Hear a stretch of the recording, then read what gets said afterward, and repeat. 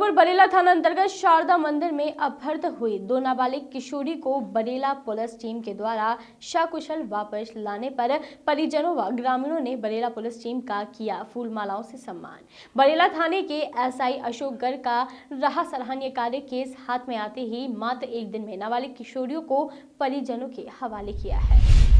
आपको बता दें कि बरेला थाना क्षेत्र शारदा मंदिर से 11 दिसंबर को 2 सगी बहनें 15 वर्षीय और 13 वर्षीय का बरेला क्षेत्र में ही रहने वाले हनी यादव राज यादव द्वारा किशोरियों को बहला फुसलाकर अपने साथ ले गए। वहीं जब परिजनों को जानकारी लगी तो उन्होंने बरेला थाना से संपर्क किया। वहीं 2 सगी नाबालिग बहनों की अपहरण की बात आग की तरह चारों तरफ फैल गई, जहां बरेला पुलिस के ऊपर दबाव बढ़ता जा रहा था। वहीं किशोरियों को सकुशल लाने के लिए पुलिस जगह जगह दबिश दे रही थी, लेकिन पुलिस के हाथ हर जगह से निराशा लगी थी। और जब 15 दिन बीत जाने के बाद भी किशोरियों का पता नहीं चलने से पुलिस दबाव में आते ही जा रही थी। एसआई बरेला अशोक गर्ग के हाथों में केस आते ही एक दिन में एसआई गर्ग व उनकी टीम द्वारा किशोरियों को छत्तीसगढ़ से सकुशल वापस लाते हुए परिजनों को सौंप दिया, जहां संदेह के घेरे में आए मंडला निवासी रोशन ठाकुर को हिरासत में ले लिया गया है, जहां अपहरण कर मजदूरी के लिए रायपुर भेजने वाले मुख्य आरोपी बरेला निवासी हनी यादव, राज यादव, आकाश यादव, अंशुल, विक्की आरोपी फरार हैं, जिनकी पुलिस टीम सरगर्मी से तलाश कर रही है। सकुशल बच्चियां वापस मिलने पर परिजनों व ग्रामीणों ने पुलिस का सम्मान किया। वहीं 15 दिन बाद दोनों नाबालिग बच्चियां सकुशल पुलिस द्वारा सौंपने पर परिजनों व ग्रामीणों ने एसआई अशोक गर्ग व उनकी टीम का इस सराहनीय कार्य के लिए परिजनों व ग्रामीणों ने फूल मालाएं पहनाकर सम्मानित किया और पुलिस कर्मियों को धन्यवाद भी दिया। गुरु, क्या शिकायत मिली थी और क्या तफ्तीश की आपने? मैं अशोक गर्ग थाना बरेला में उप निरीक्षक के पद पर पदस्थ हूँ। थाना बरेला के अपराध क्रमांक 573-74/20 धारा 363 के प्रार्थी राकेश विश्वकर्मा दिनांक 13/12/2020 को थाना उपस्थित आकर रिपोर्ट दर्ज कराया कि मेरी लड़की 2 लड़कियाँ, बड़ी लड़की शीतल और छोटी लड़की छाया, भटरा मोहल्ला के 2 लड़के हनी यादव और राज यादव बहला फुसला करके कहीं भगा करके ले गए। 13-12 से लगातार पुलिस उनको ढूंढने में हर संभव प्रयास करती रही। इसी दौरान हमने आरोपियों का सीडीआर भी निकलवाया और जिस भी पार्टी से जिससे आरोपियों ने संपर्क किया था उसको हम लगातार संपर्क में रहे भी पार्टी। इसके बाद 25 तारीख को टीआई साहब ने बोला, क्योंकि नाबालिग लड़कियां थी, प्रेशर बहुत ज़्यादा था थाने में, लगातार पुलिस दाएं बाएं जहां भी सूचना मिलती थी तो इधर उधर घूमती रहती थी तलाश पतासाजी में। 25 तारीख को टीआई साहब ने बोला कि आप सूचना मिली है कि लड़कियां रायपुर में हैं, छत्तीसगढ़ में, तो आपको जाना होगा। तो हमारी टीम में हमरा मैं हो गया, आरक्षक मनोज और महिला आरक्षक प्रतिमा मिश्रा, हम तीनों रायपुर पहुँचे छत्तीसगढ़ पहुँचने के बाद वहाँ थाना खमरतई चौकी बंजारी में हमने आमद दी। आमद के बाद वहाँ स्टाफ से परिचय उनसे पूछा कि इस एरिया में जो बाहर राज्यों से आने वाले मज़दूर हैं वो कहाँ रुकते हैं और उनका काम करने का सोर्स क्या है, कहाँ पे काम करने जाते हैं। उन्होंने बताया कि यहाँ पर बहुत सारी फैक्ट्रियाँ हैं, हज़ारों फैक्ट्रियाँ हैं जहाँ पर बाहर राज्य से आने वाले मज़दूर इन फैक्ट्रियों में काम करते हैं।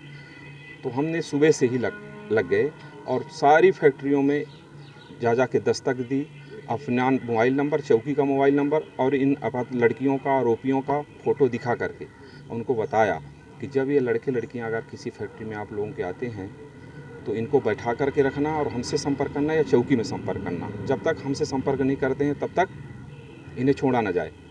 इस प्रकार करके हमने 100-200 फैक्ट्रियों में अपना नाम दिया। सारे जगह पार्षद से भी मिला, सरपंचों से भी मिला, जो बड़े बड़े लोग वहाँ से मिल करके सभी जगह नंबर दिया। बस स्टैंड, ढाबा, होटल, हर जगह हमने प्रयास किया, उनकी तलाश की। क्योंकि हम जो ये आरोपियों से कनेक्ट थे, मोबाइल नंबर जितने भी, उनके संपर्क में लगातार था मैं। 26 तारीख को रोशन ठाकुर से हमने संपर्क किया। पहले भी मेरा संपर्क था उससे, क्योंकि वो संदेह के घेरे में पहले से ही था हमारे। उससे संपर्क किया, वो आनाकानी करने लगा कि हमारे पास टाइम नहीं है आपसे मिलने के लिए। फिर भी हमने कोशिश किया। आरोपियों तक पहुंचने में 26 तारीख को हम रायपुर पहुंचे थे सुबह, और वहां पे 26 तारीख को हमने सारी कोशिश की फैक्ट्रियों में, और होटल, ढाबा, बस स्टैंड, यहाँ सब तलाश पताश जी। क्योंकि मैं रोशन ठाकुर है, ये कनेक्ट था इन लड़कों से, तो इससे हमने लगातार बातचीत की और इसको 26 तारीख को हमने बुलाया। ये आया, इससे पूछताछ की, इसने मना किया कि हमारे को 15, हमने सिर्फ ये इसलिए बात किया था कि आप लोगों को मजदूरी के लिए कहाँ भेजना है, बाकी हमें जानकारी नहीं है।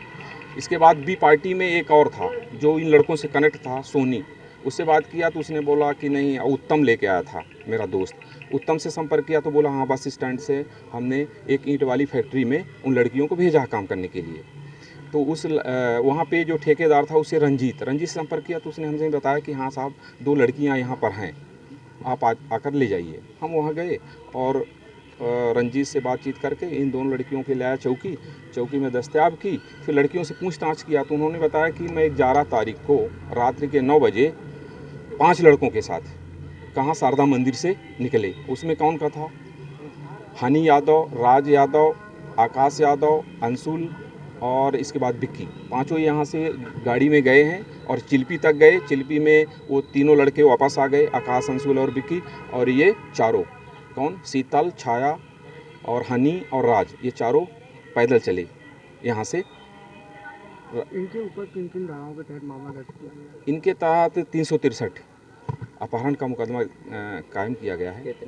अभी कितनी गिरफ्तारी हो चुकी है? अभी गिरफ्तारी चूँकि नहीं हो पाई है, वो लड़के मेन ही ये जो रोशन यादव है उन लड़कों को भगा दिया है, जो ये लड़कों से कनेक्ट था उन लड़कों को वहाँ से भगा दिया है। अभी नहीं गिरफ्तारी, एक संदेही को हमने लाया है जो ये रोशन ठाकुर है मंडला का, ये संदेह के घेरे में है।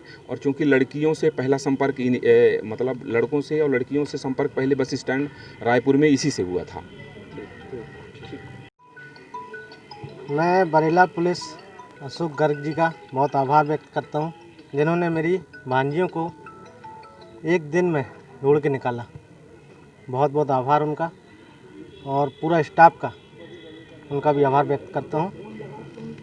जो बच्चे मेरी 12 तारीख से खोई थी, जिन्होंने 2-3 स्टाफ किया, उन्होंने कुछ नहीं कर पाया, इन्होंने एक दिन में करके दिखाया। इनके लिए बहुत बहुत आभार व्यक्त करता हूं। Bureau report, voice of rights.